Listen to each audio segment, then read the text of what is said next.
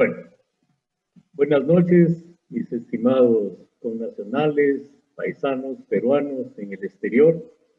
Quien les habla es David Guzmán, yo soy el cónsul honorario aquí del Perú en Belo Horizonte, en Minas Gerais, Brasil. Y les comento que un grupo de peruanos que vivimos aquí en Brasil, tanto peruanos como peruanos, nos daba una curiosidad tremenda de cómo van a votar. Y yo les decía de que dentro del consulado he recibido muchas preguntas sobre cómo va a ser las votaciones, de qué forma, ya cambió, ya no tenemos diputados, etcétera, etcétera, etcétera.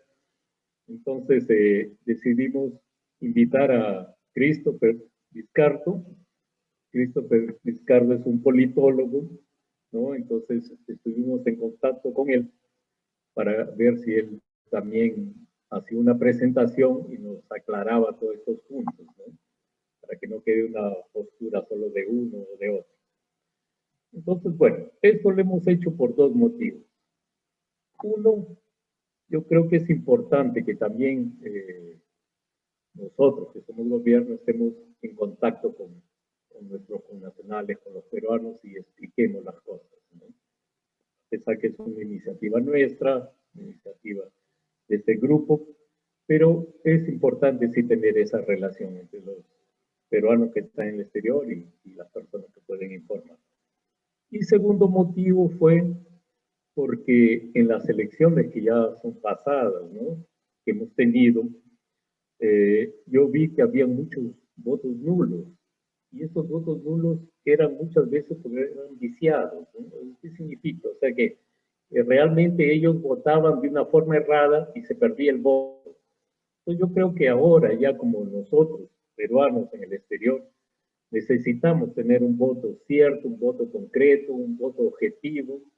Entonces por eso es la necesidad que vemos que hay que hacer este tipo de conversación, este tipo de presentación. Estos son los dos motivos. Uno, votar consciente, claro y objetivo. Y la otra, tener una relación más clara de los conceptos de las instituciones, ¿no? Saber qué hace el presidente, qué hace el vicepresidente, qué es ese parlamento andino, qué es el distrito 27, estos congresistas que nos van a representar también, son dos congresistas que vamos a tener ahora en el Perú, que van a representar a todos los peruanos que vivimos aquí afuera. Entonces es importante que estemos claros. Entonces yo le pido, paisanos peruanos, connacionales peruanos que vivimos afuera en el exterior, para estar atento a todo lo que diga Christopher, y al final de la presentación podemos hacer algunas preguntas, ¿no? Me las pasan por el charter y yo les transmito a Christopher. Esa va a ser la metodología. Entonces, buenas noches, mis estimados connacionales, y vamos a dar la bienvenida a Christopher. Christopher es un politólogo. Él nació en Huaraz, es peruano, pero a los 9 años su familia se fue a Utah, ¿no? Él estudió ciencias políticas en la Universidad del Valle de Utah, ¿no? Siguió haciendo sus prácticas en la Cámara de los Representantes del Estado de Utah y en el Senado de los Estados Unidos en Washington. Actualmente él estudia Derecho en la Universidad de Colorado de Boulder, ¿no? A pesar de la distancia de él estar en Estados Unidos, él siempre está manteniendo informaciones, contactos con los temas políticos del Perú. Y él desde enero viene haciendo unas entrevistas con todos los candidatos a los congresistas por los peruanos en el exterior. Entonces, con su programa Cara a Cara. Entonces, vemos que es una persona que está realmente empapada en este tema y vamos a escucharlo. Bueno, Christopher, bienvenido, y tienes tú la palabra y al final te hacemos algunas preguntas. Claro que sí, claro que sí. Bueno, para mí es un gusto tener esta oportunidad de poder dirigirme a todos los connacionales que se encuentran en Belo Horizonte, Brasil. Ha sido es una muy bonita experiencia poder saber de que estamos conectados a pesar de la distancia, de que, bueno, yo aquí desde Colorado y ustedes allá desde Brasil, que de todas maneras nos conecta a algo que es el Perú, ¿no? Y que nosotros estamos interesados lo suficiente para poder involucrarnos en lo que serán las elecciones. Felicito a todos los que están presentes y que quieren informarse un poquito más. El propósito de esta charla es poder informarse un poco más sobre la forma correcta de votar en esas elecciones y también pues aprender un poquito más del sistema político peruano. Quiero agradecer al señor cónsul Guzmán, que bueno, me da este espacio, que fue el que me invitó a poder hablar con ustedes. Y bueno, con eso voy a pasar a poder presentar, poner las diapositivas que tenía yo preparadas para esta lección y para poder hablar un poquito más sobre los temas específicos, ¿no? Así que vamos por acá. Como indiqué, esto es un informe preelectoral. ¿De qué cosa vamos a hablar el día de hoy? Vamos a hablar de varios temas que son importantes. Primero, las elecciones generales, que en verdad decimos elecciones en plural porque en verdad son 3 elecciones diferentes y vamos a hablar sobre cada una de esas 3. Después vamos a hablar sobre la forma correcta de votar y a lo que me refiero con esto es exactamente cómo es que se tiene que marcar un voto para que ese voto sea válido. Después vamos a hablar de cómo es que se cuentan los votos. Seguramente han escuchado de algo que se le dice la valla electoral, o también han escuchado de la cifra repartidora.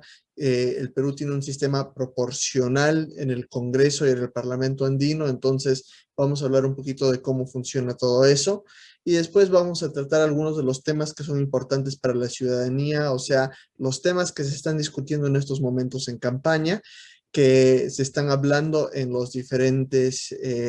las diferentes campañas y entre los diferentes candidatos, que son temas que les recomiendo que ustedes tengan presentes a la hora de que vayan a escoger a un partido y también vayan a escoger a un congresista dentro de ese partido a la hora de votar, ¿no? Entonces, comencemos por la primera parte. Las elecciones generales, como decía yo, en verdad son 3 elecciones distintas. Elecciones presidenciales, que son un presidente y 2 vicepresidentes. Elecciones congresales, que son 130 congresistas divididos en 27 grupos electorales, 27 circunscripciones, de la cual nosotros, como peruanos en el extranjero, somos la número 27 a partir de este año. Antes nosotros votábamos con los de Lima, y ahora se nos ha dado un grupo específico, 2 congresistas que solo nos van a representar a nosotros. Y bueno, también las elecciones al Parlamento andino, que no son muy comentadas, ¿no? Como que son un poquito la más olvidada de las 3, pero que también son muy importantes, que van a aparecer en nuestra boleta electoral, en la cédula, y es importante que estemos informados cuál es más o menos su función para poder ejercer un voto informado. Entonces, ellos son 5 parlamentarios y 10 accesitarios los que vamos a estar escogiendo en estas elecciones del 2021 de abril. Y bueno, todos estos representantes van a servir por un periodo de 5 años, ¿no? Comenzando el 28 de julio del 2021. Entonces, comenzamos con lo que es las elecciones presidenciales, ¿verdad? En las elecciones presidenciales, como mencioné, vamos a escoger a un presidente y 2 vicepresidentes. Es muy importante, yo les recomiendo mucho, de que no solo vean quién es el candidato a presidencial, también es importante que veamos quiénes son los 2 que lo acompañan, ¿no? Como parte de ese grupo de 3 que van a ser los vicepresidentes. ¿Por qué? Porque, por ejemplo, en estos últimos 5 años que hemos vivido bueno, un caos político, por decirlo así, en nuestro país. Ha habido cierre del Congreso, ha habido vacancia presidencial, y bueno, en algún momento prácticamente a los 2 vicepresidentes que fueron elegidos en el 2016 les tocó tomar roles importantes desde el Congreso y también desde el Ejecutivo, ¿no? Entonces, nosotros tal vez cuando votamos en el 2016 no nos imaginamos de que íbamos a estar considerando que un vicepresidente, otro vicepresidente, el presidente del Congreso iban a terminar siendo presidentes, pero pues fue así, ¿no? Se dieron las cosas dentro del Congreso y dentro de la política peruana que esto fue así. Entonces yo les recomendaría mucho de que ustedes vayan a ver quiénes son estos candidatos vicepresidenciales porque hay una buena posibilidad, o hay una posibilidad que existe, de que una de esas personas más adelante le toque ser presidente. Entonces tenemos que ver cuáles son sus capacidades de liderazgo, cuál es su hoja de vida, qué tan bien se desarrolla en el ámbito político y cuáles son sus estudios, ¿no? Algunas cosas interesantes que nosotros tenemos que tener en cuenta. Así que no se queden nada más con lo que es el presidente, pero también les recomiendo de que ustedes chequen todo lo que tiene que ver con los dos vicepresidentes. Ahora, al presidente se le escoge con 50% de los votos válidos. Según la Constitución, el que gane 50% más uno será declarado el presidente sin necesidad de segunda vuelta. Ahora, esto no ha pasado en el Perú, o bueno, hace muchos años, ¿no? Que no ha pasado que un candidato ha salido escogido en primera vuelta con más del 50% de los votos. Casi siempre lo que sucede es de que del grupo de, bueno, más o menos 15 candidatos que se lanzan a la presidencia, siempre terminan dos o tres que son los que tienen los mayores porcentajes o que se dicen punteros, ¿no? De la elección.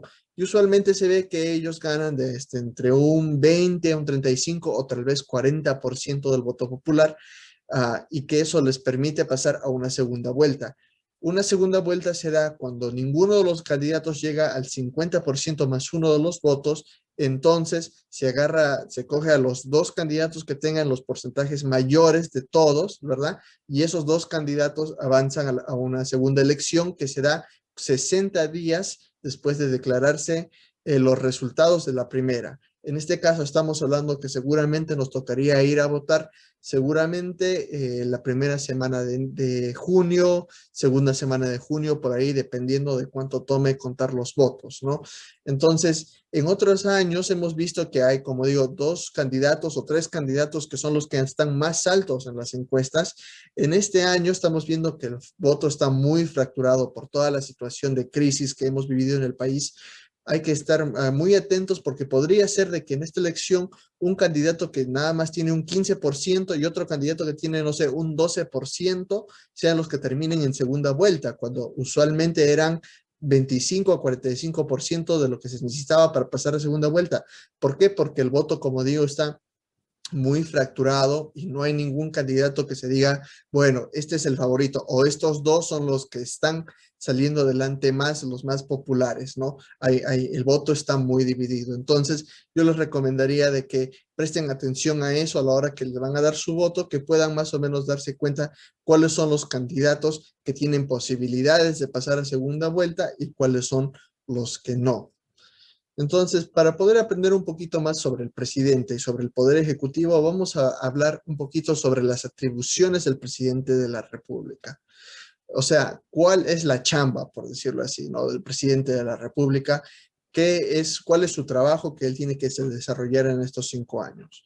Primero, y lo más importante, es cumplir y hacer cumplir la Constitución, los tratados, leyes y demás disposiciones legales del gobierno, ¿no? Esto quiere decir que el presidente recibe la ley del Congreso y la tiene que el Poder Ejecutivo reglamentar, o sea, implementar, crear las reglas de cómo es de que esa ley se va a cumplir. Y es su trabajo dentro de los diferentes ministerios y diferentes organizaciones que conforman el Poder Ejecutivo, hacer de que una ley pase nada más de palabras a acciones que puedan ayudar a la ciudadanía, ¿no? Fuera, no sé, una ley de presupuesto, una ley del sistema jurídico que determine diferentes crímenes, penalidades, impuestos.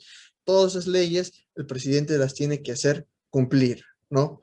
Entonces, aparte, el presidente dirige la política general del gobierno y las relaciones exteriores.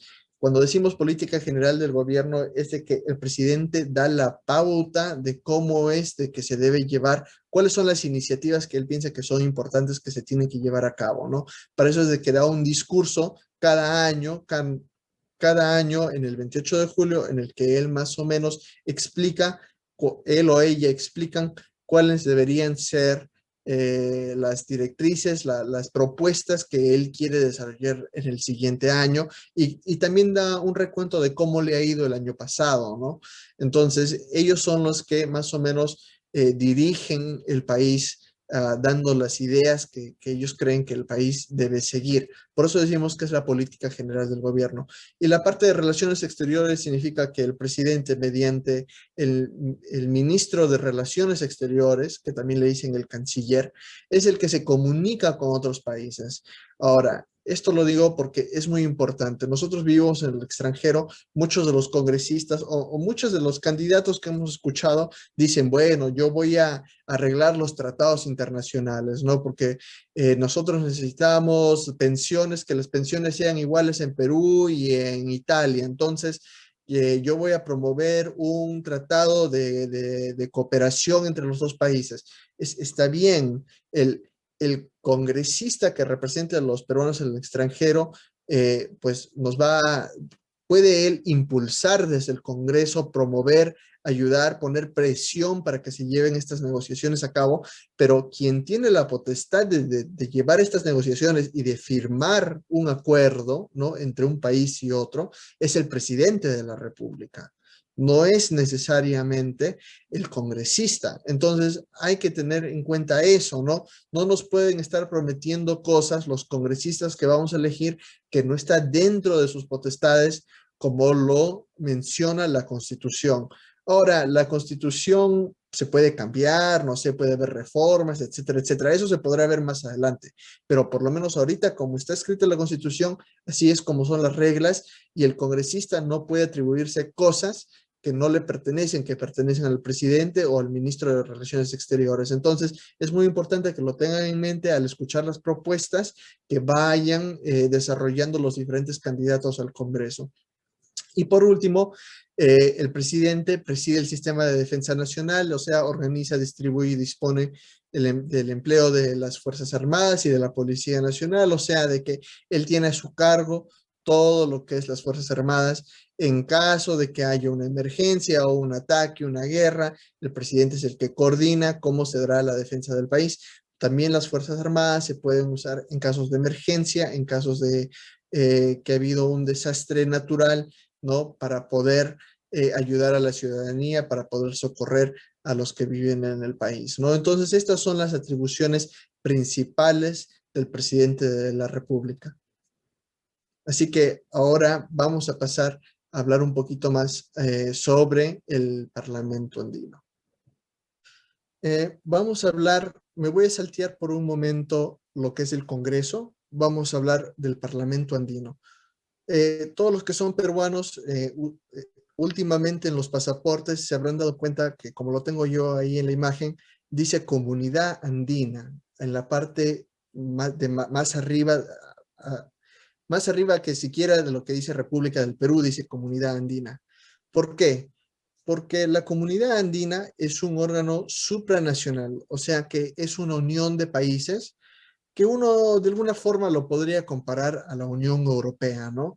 Donde la Unión Europea y los países que la conforman tienen ciertas atribuciones que les permiten a ellos viajar y trabajar y vivir en diferentes países. Si uno es español, puede con tranquilidad vivir en Francia. Si uno es francés, puede trabajar, no sé, en Alemania.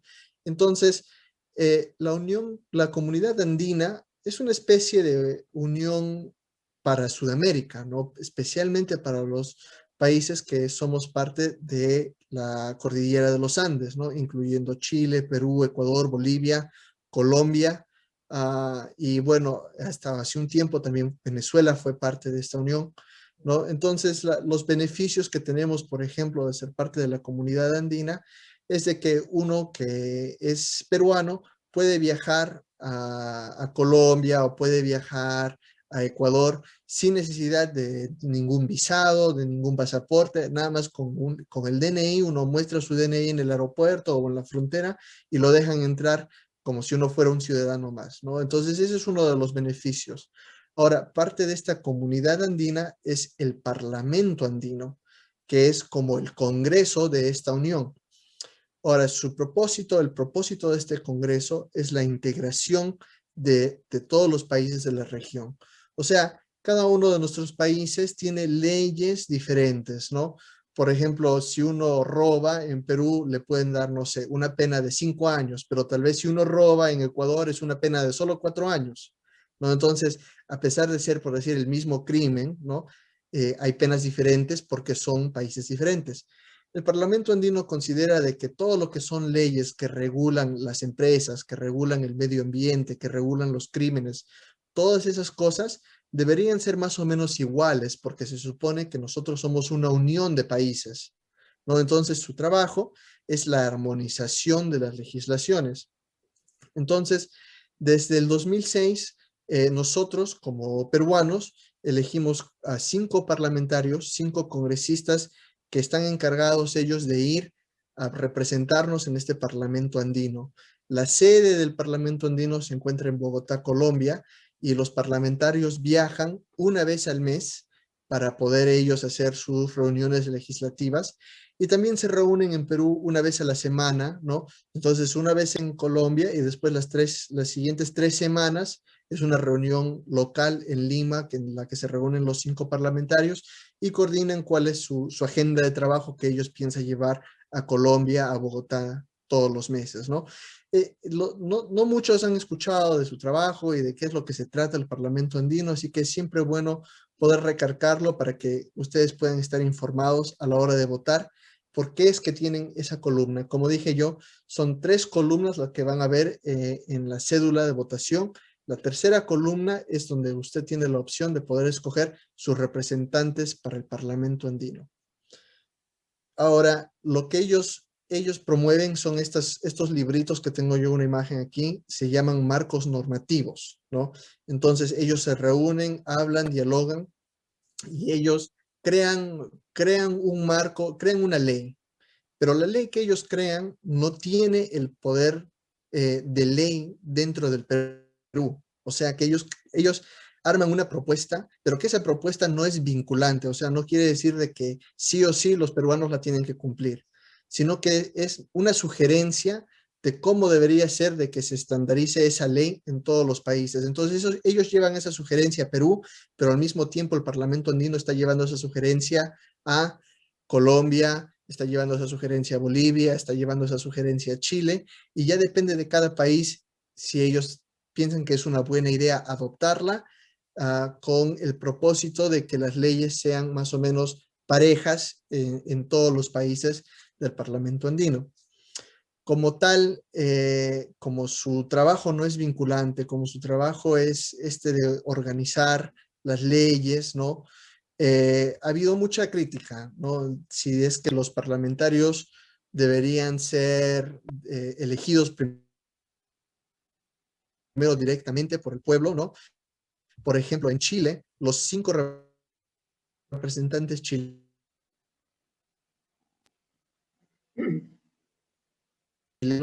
no son parlamentarios andinos,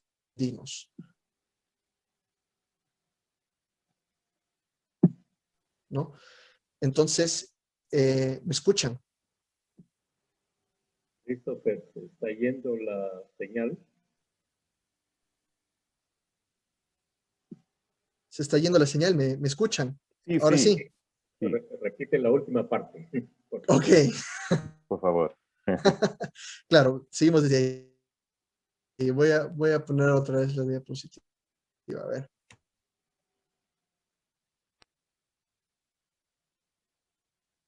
Oh, a ver, vamos a seguir donde estábamos. Como decía yo, estas leyes llevan la propuesta o no. Como tal, su labor ha sido un poquito controversial porque dicen, especialmente en Perú, los 5 parlamentarios andinos tienen el mismo presupuesto, los mismos beneficios que los congresistas, tienen también lo que le dicen la inmunidad parlamentaria, como si ellos fueran congresistas, ¿verdad? Pero ellos no están en el Congreso, sino que están haciendo esta labor en Bogotá, Colombia. Entonces la gente dice, bueno, esto es un gasto, ¿qué beneficios nos lleva? Y es algo que se ha discutido ya hace un tiempo en Perú y que es importante tenerlo en cuenta a la hora que nosotros vamos a votar para escogernos si es que nosotros de alguna forma queremos que estos parlamentarios sigan o también si debería tal vez nuestro sistema ser un poquito más como el que tienen en Chile, en el que los congresistas hacen la doble función de ser al mismo tiempo congresistas y al mismo tiempo parlamentario andinos. Para poder aprender un poquito más sobre esto, tengo yo un corto video de un reporte periodístico que se hizo hace un tiempo sobre los parlamentarios andinos. Cuando se disolvió el Congreso en el año 2019, no se disolvió el Parlamento andino. Eso quiere decir de que los 5 parlamentarios que se escogieron en 2016, ellos continuaron a pesar de que hubo cambio de presidente, que hubo cambio de Congreso, etcétera, etcétera. Ellos han seguido su labor, ¿no?, en el Parlamento andino. Entonces, este video nos muestra quiénes son los parlamentarios andinos que nos representan en estos momentos y comenta un poquito sobre su labor y sobre, bueno, este tema, como les digo, que es algo controversial, si es que ellos deberían seguir o si es de que el Perú debería optar por otra forma de elegirlos, ¿no? Vamos a darle play, me dicen si lo pueden escuchar. Conózcala en el siguiente informe. 3 fujimoristas, un integrante de Frente Amplio y otro de Peruanos por el Cambio, conforman el nuevo Parlamento andino. Ellos son Rolando Sousa Guanambal, Mario Zúñiga Martínez, Jorge Romero Castro, Alan Fairley Reynoso y Cosme González Fernández. Pero ¿sabe cuáles serán sus funciones? El expresidente del Parlamento andino saliente, Javier Reátegui Rosselló, explica. Lo que nosotros hacemos es ir creando corriente de opinión. ¿Con qué fin? Con el fin de hacer una unidad económica, no solamente en la parte de comercio económico, sino también la movilidad humana. Tienen una misión integradora de naciones. Está conformada por 5 países: Perú, Bolivia, Chile, Ecuador y Colombia. La sede de reuniones está en Bogotá y hasta allá tienen que viajar una vez al mes todos los integrantes del Parlamento andino, exceptuando febrero y agosto, que están de vacaciones. Así como en el Congreso, cada parlamentario andino tiene 5 asesores, pero hay una diferencia. Lo que los congresistas acuerden es una ley que aprueban para su país. Es decir, el acuerdo que ustedes tomen no es obligatorio de cumplir. Así es. Igual que lo de la OEA, igual que lo de las Naciones Unidas. Cada parlamentario andino gana 15.600 soles mensuales. Hace 3 años se planteó cerrarlo por sus altos costos y escasos resultados, pero Reátegui no está de acuerdo con esta opción. Uno de sus logros es el incremento del presupuesto anual en el Perú para mejorar la educación. Ellos se reúnen 3 veces a la semana en nuestro país y su labor es tan desconocida que incluso el 26,22% de peruanos votó en blanco y el 18,9% vició su voto. Así es. Así que ahora toca hablar un poquito sobre el Congreso, ¿verdad? Que es lo más interesante. A los que estamos en el exterior nos han puesto la chapa de PECs, peruanos en el extranjero, los PECs. Y se nos dice que somos parte del distrito 27. ¿Por qué 27? Porque hay 24 departamentos, una provincia constitucional del Callao 25, Lima Metropolitana 26, y nosotros vendríamos a ser el grupo número 27, la circunscripción 27 dentro del Congreso. O sea que cada uno de estos 27 grupos escoge a sus propios congresistas. Esto no era así antes. Nada más, por ejemplo, en la elección del 2020, nosotros escogíamos los mismos congresistas que escogía Lima Metropolitana, como lo tengo ahí en el mapa. Pero ahora se ha decidido que nos deben separar para que nosotros tengamos nuestra propia representación, ¿no? Entonces, por eso es de que si ustedes escuchan, el distrito 27, se están refiriendo a los peruanos en el extranjero, que ahora tenemos 2 escaños, 2 curules, 2 congresistas que nos representarán directamente en el Congreso de 130 en Lima. Ahora, las funciones del congresista son 3: legislar, representar y fiscalizar. Eso es todo lo que hace el congresista.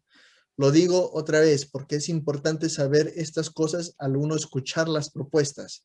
Uno va a escuchar propuestas de todo tipo, ¿verdad? Hay gente que dice que nos puede solucionar y hacernos a todos felices y darnos todo lo que necesitamos, ¿verdad? Y son promesas de campaña, ¿no? Durante la campaña el político se trata de vender, pero a la hora que uno llega al Congreso o llega a la presidencia, tiene que tener muy en claro cuál es su función.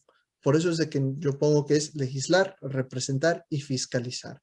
Ahora, para ver nada más qué es lo que no debe hacer un congresista, qué es lo que no puede hacer. Primero, hacer obras. crear empleo, construir hospitales, carreteras, parques. Si un congresista le promete que va a crear, no sé, un hospital para los peruanos en Brasil, pregúntese si esto es algo que está dentro de legislar, algo dentro de representar o dentro de fiscalizar, ¿no? O sea, ¿cuál de esas tres funciones? O sea, si me dice, voy a construir un hospital, ¿cómo es que esto se acomoda en verdad? El congresista tampoco ejecuta presupuesto, no puede prometer dinero, por decirlo así. El Congreso aprueba el presupuesto, un presupuesto que lo elabora el Ejecutivo. El Ejecutivo más o menos hace los cálculos por medio del Ministerio de Economía y Finanzas, y el Ejecutivo es el que da al Congreso, bueno, este es el plan de gobierno, es lo que pensamos nosotros hacer, cómo se va a dividir la plata en los diferentes ministerios, en las diferentes obras sociales. El congresista no puede prometer que, no sé, que nos va a dar un bono, no puede prometer de que se nos va a devolver la plata de la ONP o de la AFP, porque como vemos, por ejemplo, esas leyes que trató de pasar el Congreso sobre el presupuesto y sobre el dinero de las pensiones han sido declaradas inconstitucional por el Tribunal Constitucional. Entonces, ahora, uno puede tener una opinión si eso es bueno o no, ¿no? Puede que se tenga que cambiar la Constitución, muchos han dicho que debe haber reformas, eso ya está dentro de cada uno, pero por lo menos en el marco actual de la Constitución, el congresista no puede prometer esas cosas. Como mencioné hace un momento, el congresista no puede ser un embajador.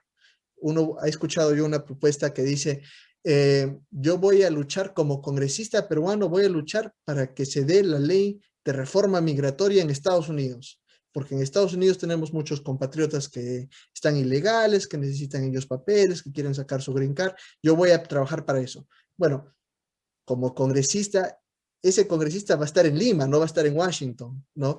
Entonces no puede ser un embajador, puede representar, sí, puede influenciar, puede presionar, puede reunirse con el embajador, reunirse con el ministro de Relaciones Exteriores, pero el congresista en sí no es un embajador que va a viajar a otro país a hacer lobby por una causa como es, ¿no? la ley migratoria, ¿no? Ahora, el congresista tampoco puede meter preso a los corruptos. Puede pasar leyes que son anticorrupción, ¿no? Para que no se use el dinero, no se malgaste o no se pierda, ¿no? No vaya a manos inescrupulosas. Pero el congresista no es el Poder Judicial, o sea que el congresista no ve los casos de los juicios, no es un abogado, no es un procurador, ¿no? Entonces no puede prometer de que sí, si me escogen a mí se va a acabar la corrupción el día de mañana. Es un poquito más complicado que eso, ¿no? Entonces, es importante saber estas cosas a la hora que uno le toca ejercer el voto y está escuchando lo que están proponiendo los congresistas. Ahora, ¿cómo escoger un congresista? Paso 1, primero le recomiendo siempre de que escoja un partido. ¿Por qué? Porque en el Perú no hay candidatos independientes. Yo no me puedo lanzar sin un partido. Si yo me lanzo, tiene que ser con un partido que va a formar una bancada en el Congreso. Las decisiones en un congreso se toman por mayoría, por grupo de personas, no por tribus separadas o por personas separadas, ¿no? que van a actuar por sí solas. Entonces, antes de pensar en un congresista que le gusta, primero piensa en un partido, en un plan de gobierno. Dice, bueno, esta es una buena idea. Si una vez que escoge más o menos un partido que le agrada, entonces paso número 2, puede escoger a 1 o 2 candidatos dentro de ese partido para que puedan ser sus representantes, ¿no? Esto es lo que se le llama el voto preferencial. Una vez que uno escoge, marca el partido que quiere, tiene 2 recuadros en blanco donde uno puede poner el número, ¿no? A mí me gusta el congresista número 1, a mí me gusta el congresista número 2, entonces está escogiendo dentro del grupo de congresistas del partido, está escogiendo a los que son de su preferencia. Entonces, con esto dicho, vamos a ver más o menos cómo es que se forma, cómo es que se debe marcar la forma correcta de ejercer el voto, ¿no? Como les dije, tenemos el presidente, vicepresidente a un lado, congresistas y parlamento andino. Y más o menos es como esa imagen que ustedes ven en la pantalla, es que se va a ver su cédula el día de la elección, ¿no? Entonces, cuando se trata del presidente, estas 2 formas de votar que ven en la pantalla son votos válidos. Uno puede marcar una X o puede marcar una cruz en la foto, o puede marcarlo en el símbolo, o puede marcarlo en el símbolo y la foto. Pero esas dos formas se van a contar. El que cuente los votos, ese es un voto válido. Ahora, esto no es un voto válido. Cuando la X está fuera del recuadro, no marcó el símbolo o no marcó la cara, entonces es un voto nulo. Igual, si usted marca un símbolo de un partido y marca la foto de otro partido, de otro candidato, entonces ahí también es un voto nulo. O si marca dos símbolos de dos partidos diferentes, es un voto nulo, ¿verdad? No se puede contar, no se puede distinguir por cuál de los dos votó. Ahora, cuando se trata del Congreso y el Parlamento andino, el recuadro que van a ver es ese recuadro que se encuentra al medio, ¿verdad? El cerdito, los dos cuadrados, ¿verdad? Si usted quiere votar por el cerdito, puede votar de cualquiera de las formas que se ven alrededor. Estas 4 imágenes que tengo ahí son formas válidas de votar. Eso quiere decir que puede, por ejemplo, marcar nada más la X sola, sin nada. Puede marcar la X en los 3 recuadros si quiere. Puede marcar la X y después usar los votos preferenciales. Los votos preferenciales son del 1 al 4, porque solo tenemos 4 candidatos por partido en el distrito de peruanos por el extranjero. Entonces usted puede marcar el chanchito y poner el número 1 y el número 2, por ejemplo, si le gustan el candidato número 1 y el candidato número 2, o puede nada más poner el candidato 1 y dejar el otro recuadro en blanco. No tiene que usar los dos recuadros son completamente opcionales. Ahora, lo que no debe marcar son estos ejemplos. En el primero vemos que la persona marcó 2 partidos. No hay forma de distinguir cuál de los 2 partidos prefería. En la segunda marcó el símbolo de un partido, pero escogió el congresista de otro partido. También no hay forma de distinguir cuál de los 2 prefiere. No puede hacer eso, porque tiene que ser el mismo partido y los congresistas dentro de ese partido. Y en el último marcó dos partidos y 2 congresistas preferenciales dentro de 2 partidos diferentes. Entonces, si usted hace esto, está viciando su voto, ¿verdad? Si va a usar, como digo, el voto preferencial, tiene que ser los 2 números dentro del mismo partido. No pueden ser partidos diferentes. Así que una vez de que se termina todo el proceso electoral, lo que sigue es el conteo de los votos. Es un tema un poquito complicado de explicarlo, así que tengo aquí un corto video donde nos lo explican de una forma más simple.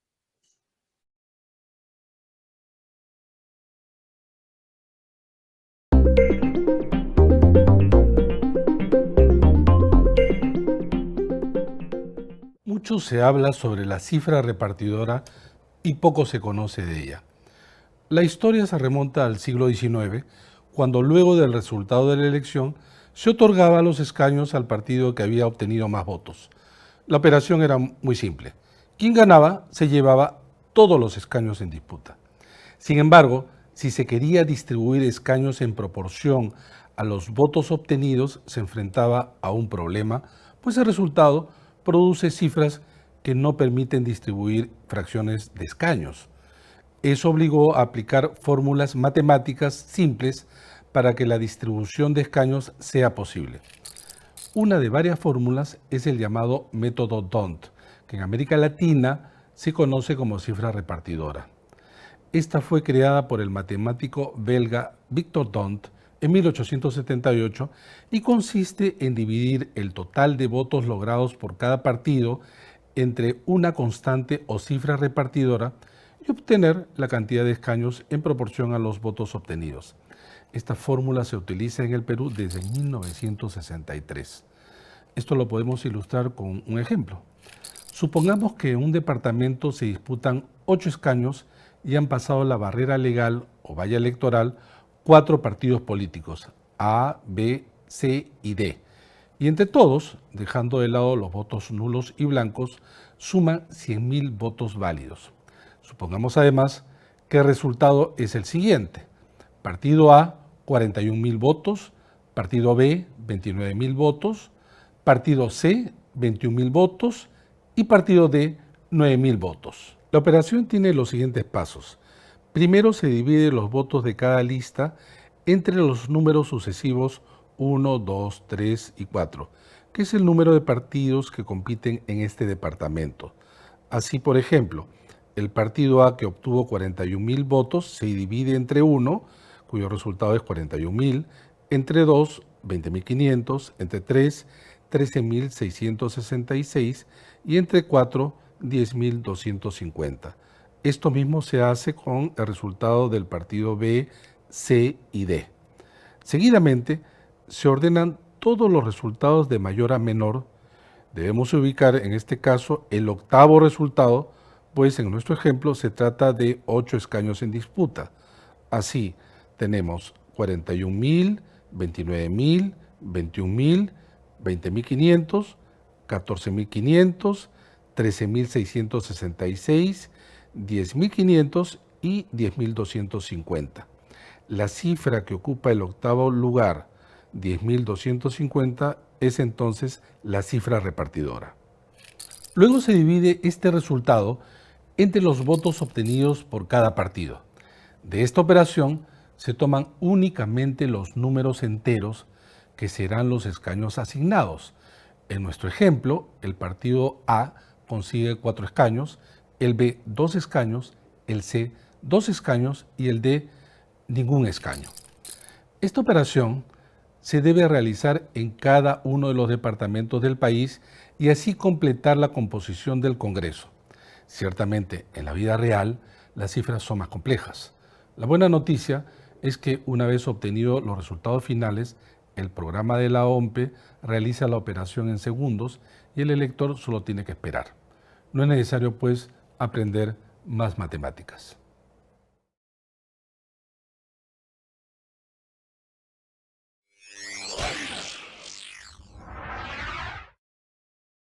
Lo bueno es de que no es necesario aprender más matemáticas. Yo sé que es un poquito complicado el tema de cómo se dividen, pero lo que trata de hacer el sistema es de que sea una forma proporcional y justa, ¿no?, de dividir los votos obtenidos por los diferentes partidos. Nada más, una cosa más aquí es de que la OMPE está recomendando ciertos horarios para votar, porque estamos en pandemia y no es bueno de que todos nos aglomeremos a la misma hora para ir a votar. Entonces, en la mañanita se está pidiendo que vayan a votar de 7 a 9, adultos mayores, mujeres embarazadas, personas con discapacidad y de riesgo, y después, según el último dígito del DNI, se le recomienda esa hora para que usted vaya a votar. Por ejemplo, si mi dígito es el 4, entonces sería del mediodía a la 1 p.m. Eso no quiere decir de que uno está obligado a ir a esa hora, sino que es una hora recomendada para poder espaciar a la ciudadanía. Ahora, entiendo que en Belo Horizonte son más o menos 200, 300 peruanos los que van a votar. Yo creo que seguramente se van a organizar muy bien, ¿no? Vamos a seguir los protocolos de seguridad que ha presentado la OMPE, usar la mascarilla, mantener el distanciamiento físico. Esas son cosas básicas que creo que ya nos hemos acostumbrado después de todos estos meses. Y importante llevar su lapicero azul. Sí, es mejor que lleve su propio lapicero para que no lo tenga que compartir con otras personas y no estar tocando objetos y esto que el otro, para poder mantenernos todos sanos y salvos. Si puede, no olvide llevar su lapicerito azul, ¿verdad?, en el bolsillo. Así que el último tema que tenemos para discutir es qué es lo que se está hablando en campaña, qué es más o menos lo que yo he escuchado que han estado proponiendo los candidatos.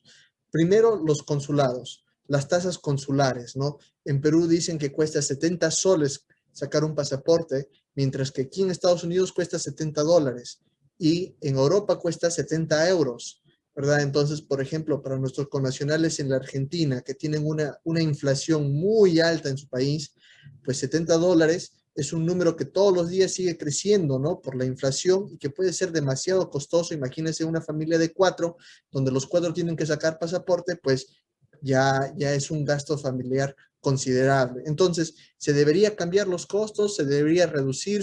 ¿Cómo se debería manejar? Eso es algo que puede hacer un congresista por medio de una ley, ¿verdad?, para que lo tengan en cuenta. La atención que reciben los connacionales.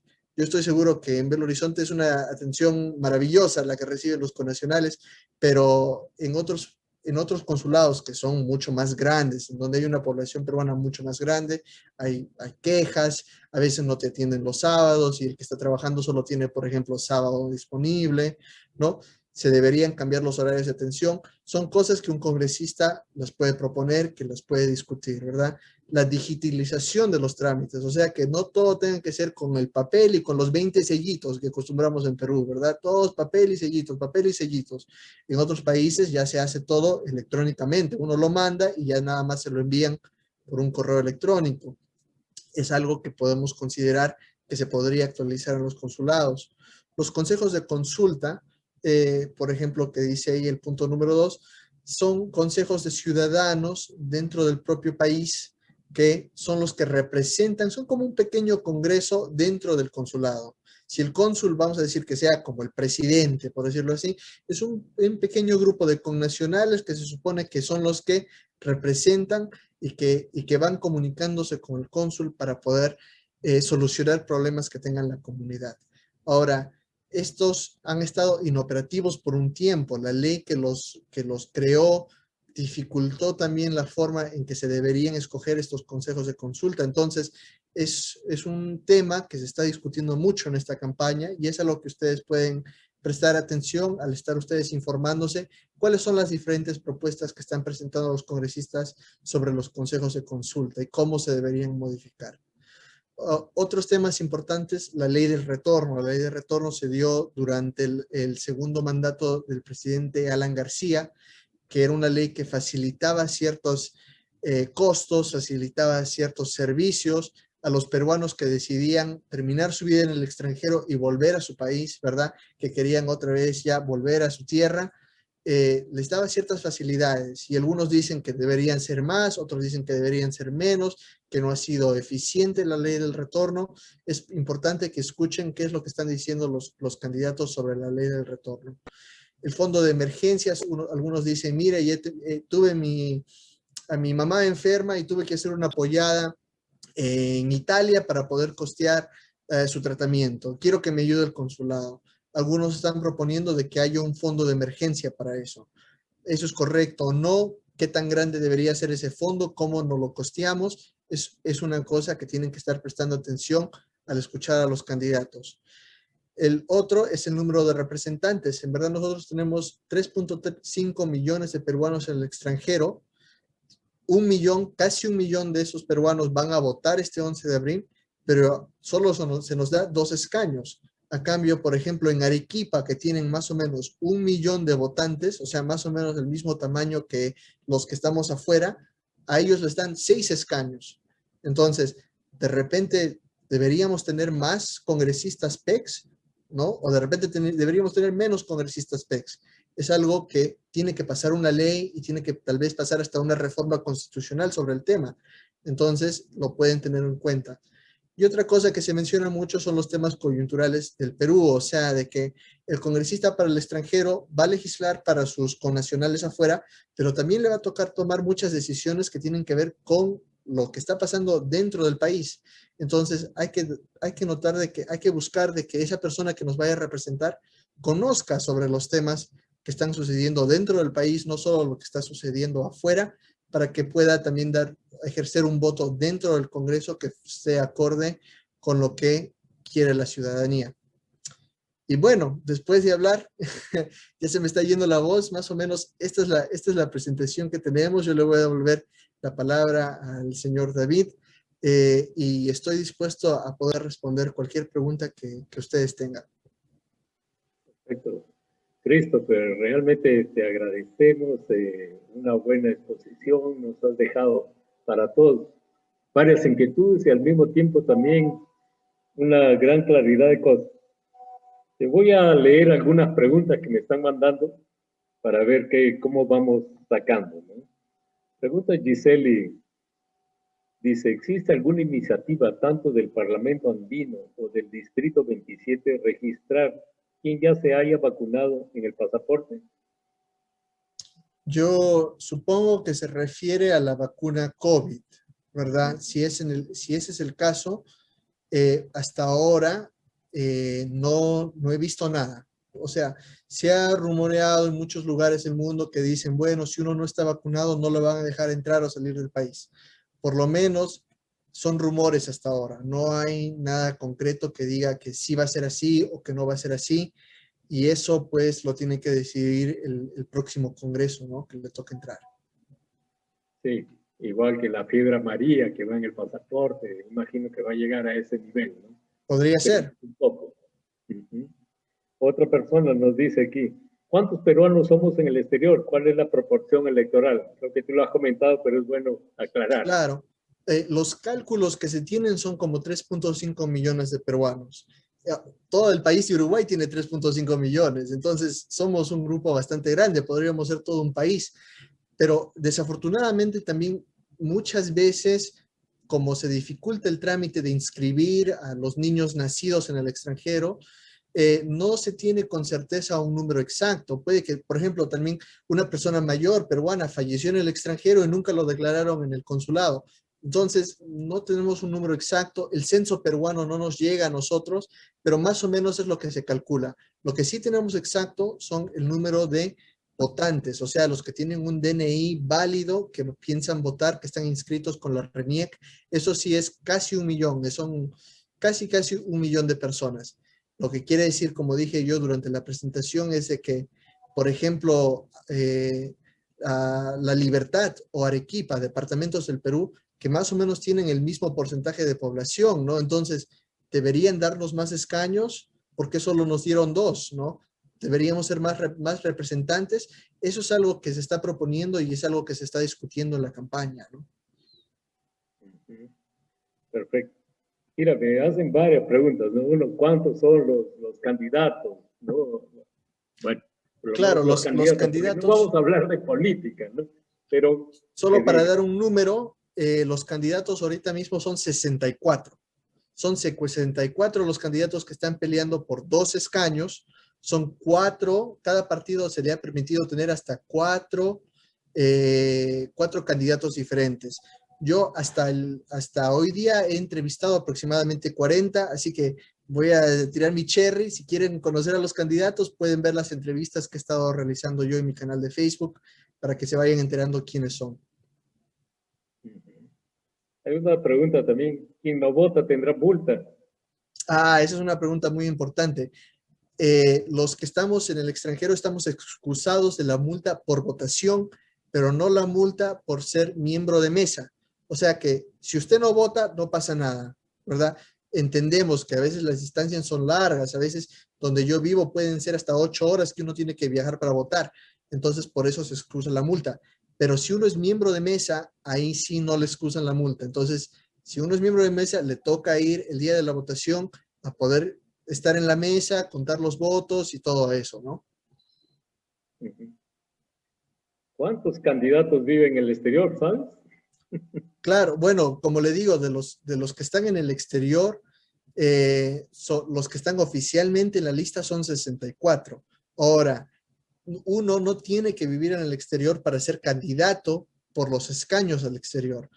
Eso quiere decir que aproximadamente son como 20 los candidatos que viven en Perú, pero que ellos se sienten capaces de poder lanzarse a representar a los que vivimos en el exterior. Si uno quiere escoger uno de esos, pues también es una pregunta, ¿no? ¿Qué tanto ellos se relacionan con la vida que nosotros hemos vivido en el exterior? Pues eso es algo que cada uno tiene que más o menos pensar, ¿no? Bueno, me pregunta Alfredo, yo la voy a leer la pregunta, pero es un tema que creo que no cabe aquí porque vamos a entrar en un lado político, pero nos dice, considerando la reciente crisis política, sucesión de 4 presidentes, en un corto plazo acompañado de amplias movilizaciones sociales e inestabilidad económica, ¿con qué actitud y expectativa los ciudadanos electores encaran el proceso electoral en curso, según los estudios, encuestas realizadas? Es un tema que realmente yo lo veo muy, muy amplio y cada uno va a tener su opinión, ¿no? Lo más simple que puedo decir es de que no tenemos encuestas para los peruanos en el extranjero, así que si uno quiere números concretos, desafortunadamente los medios de comunicación no nos han dado números exactos. Como dice el cónsul, es la opinión de cada uno, ¿no? Cuántos vayan a votar y todo eso. Christopher, yo quería aprovechar y preguntarte tú que encuestas y preguntas a la gente, ¿no? ¿Qué ves de los peruanos en el exterior? ¿Ellos se sienten Y yo creo que es importante que lo digas, ellos se sienten así participando en las elecciones, que yo veo que hay muchos votos nulos, de la cantidad de peruanos que son inscritos aparece una tercera parte, tenemos más de 1 millón de peruanos, pero votan casi 1 millón solamente. ¿A qué se debe eso? ¿Qué crees tú? ¿Qué nos falta? Por lo menos algo para ayudar a nuestros paisanos. Bueno, la decisión de ejercer el voto es muy personal, ¿no? Y depende de cuánto uno se sienta conectado y cuánto uno está interesado en el Perú. O sea, si uno quiere votar, a pesar de estar afuera, bienvenido. Y si de repente no se siente tan conectado con su patria, está bien, uno tiene la elección de poder vivir, la forma de tener la vida que uno quiera y relacionarse con el país que uno quiera, ¿no? Con tal que uno lo haga por la vía legal, claro. Ahora, hay una cosa que muchos expertos dicen que podría ayudar a que la gente se anime más a votar, sería el famoso voto postal. La ley del voto postal ya pasó el Congreso, pero no ha sido reglamentada por la OMPE. Ese es el problema. Porque como les contaba, por ejemplo, yo me crié en el estado de Utah. En el estado de Utah, recorrerlo de un lado al otro son 6 horas. Entonces, a veces un connacional le tocaba viajar hasta 4 horas para votar, ¿verdad? Entonces, ya entre las 4 horas de ida, las 4 horas de vuelta, el pasaje, el alojamiento, no, tal vez dice, no vale la pena, prefiero pagar la multa o prefiero, bueno, igual no me van a multar, ¿no? Con el voto postal, eso quiere decir que en muchos países, especialmente en Estados Unidos y Europa, donde hay un sistema postal que es bueno, ¿no? Se puede mandar esa cédula de votación directamente a su casa, uno lo recibe, la marca y la pone en el correo y se va. Otra opción que se está considerando es que se haga un voto electrónico, o sea que le va a llegar un correo electrónico, uno lo abre, vota ahí nada más en el website de la OMPE y manda el voto directamente a Lima, ¿no? Por el website de la OMPE. Se está considerando, es algo que se está debatiendo mucho en la campaña. Y bueno, ¿qué tan seguro es? ¿Qué tan seguro es el voto postal? Bueno, ya eso depende de la opinión de cada uno y cuál prefiere, ¿no? Ok. Mira, aquí hay una pregunta interesante, nos dice Carmen, de los candidatos que has entrevistado para el Parlamento andino y para el Distrito 27, la mayoría o la minoría tiene grado universitario, o sea, presenta conocimientos mínimos para representación en el Congreso. Ahora, la Constitución peruana dice que los requisitos para ser un congresista es nada más que uno sea peruano de nacimiento y tenga 25 años. Y bueno, y que tenga su DNI en regla, ¿no? Esos todos los requisitos. Y entonces ya depende de cada uno si quiere que sea, no sé, que tenga doctorado, maestría, etcétera, etcétera. De lo que yo he podido ver, yo diría que aproximadamente 1/3 de todos los candidatos tienen estudios universitarios, sea bachiller o posgrado, ¿no? Entonces, es un número considerable, pero si eso es importante para ustedes, pues yo les recomendaría que hay algunos websites que puedo compartir donde más o menos dan información de la hoja de vida de los candidatos, donde a usted le puede salir esa información y puede ver qué candidato usted considera preparado para representarlo, ¿no? Con estudios, etcétera, etcétera. Otra cosa, preguntan si los congresistas tendrán sus asesores o consultores. Bueno, que les Sí, sí, explique sí. cómo funcionan cada congresista, ¿no? Claro, cada congresista recibe una pensión, bueno, no una pensión, una mensualidad, ¿verdad? Que es su salario personal, y también recibe lo que le dicen es un gasto de instalación, que es un dinero que se le proporciona para que se pueda mudar de donde sea que se encuentre, para que se pueda mudar y establecer en Lima, porque la sede del Parlamento está en Lima. Entonces quiere decir que los peruanos que viven, que van a representarnos, que viven afuera, van a tener que mudarse a Lima seguramente. Se les da un dinero para eso. Después también se les da un dinero para que ellos tengan una oficina con asesores. Y si no me equivoco, son 5 asesores los que pueden tener ellos, ¿no? Y son personas que ellos escogen que ellos consideran que les pueden asesorar y pueden ayudar en la labor legislativa. Y los que estamos en el extranjero, esos congresistas, los 2 que vamos a escoger, tienen los mismos derechos, las mismas prerrogativas que cualquier otro congresista, así que también van a recibir esa ayuda y van a recibir ese dinero. Perfecto. Bueno, hay varias preguntas. Vamos a ver aquí una que sea, bueno, aquí Sus amigos nos dicen, en su evaluación, tanto dentro como fuera del Perú, ¿qué factores influyen más significativamente en las preferencias de los electores por los candidatos?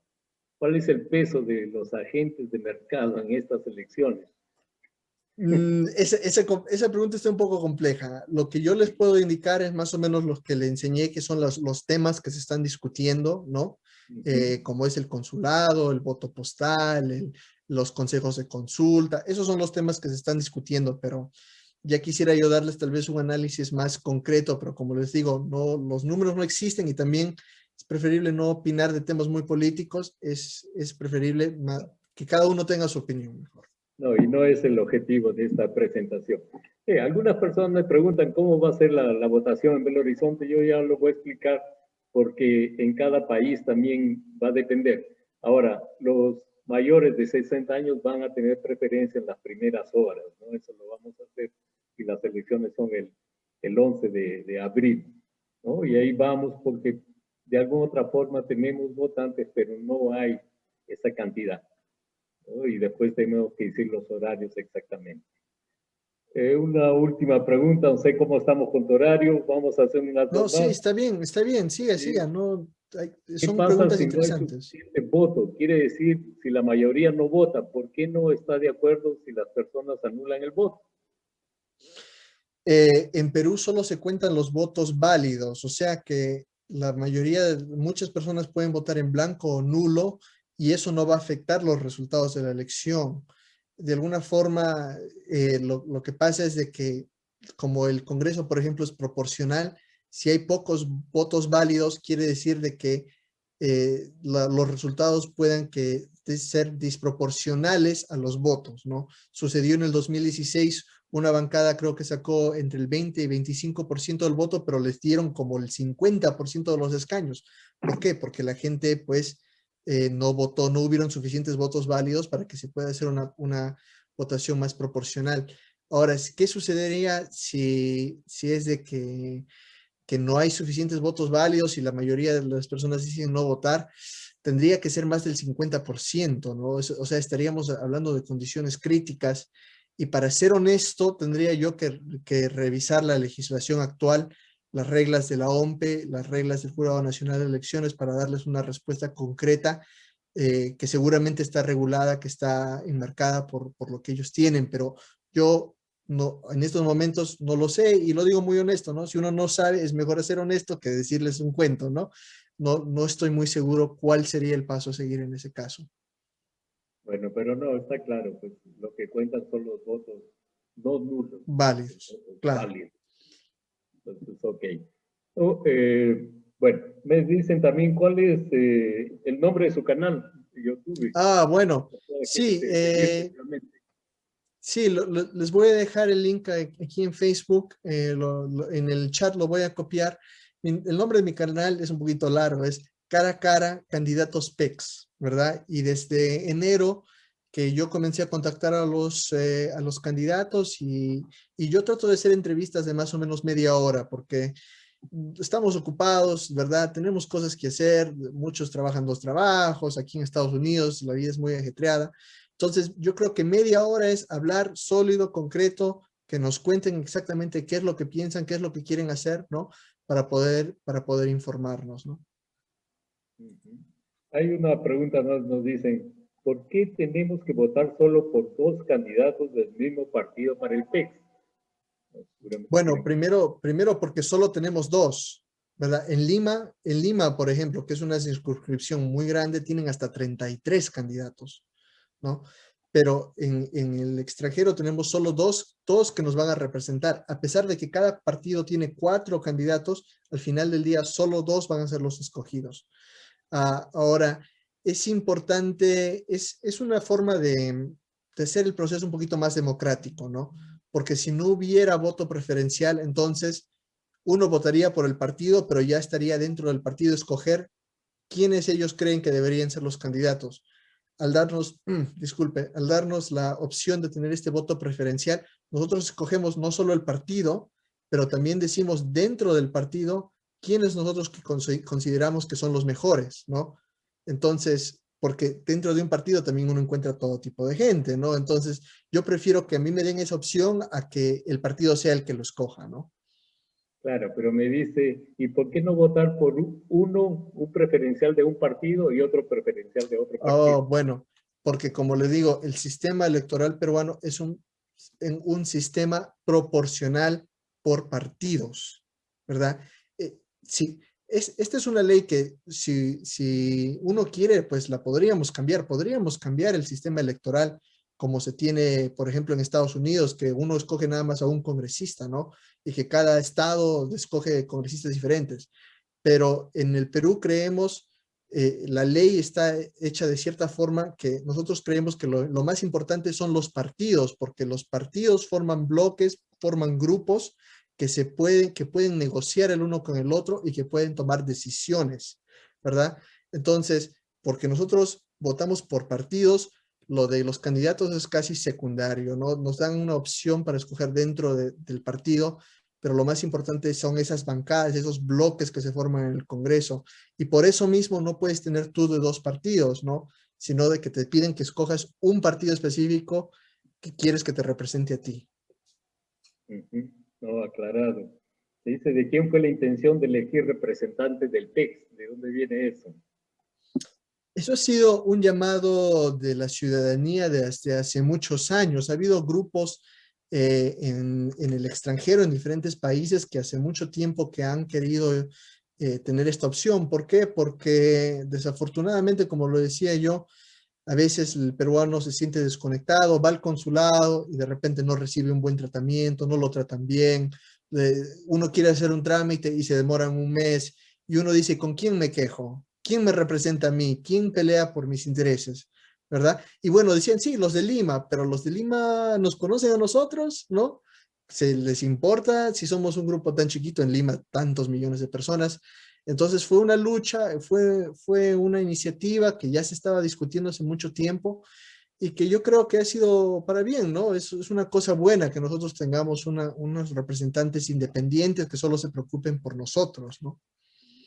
Por cierto, estoy poniendo yo el link de mi canal de Facebook en el chat para todos los que quieran chequear mi canal. Perfecto.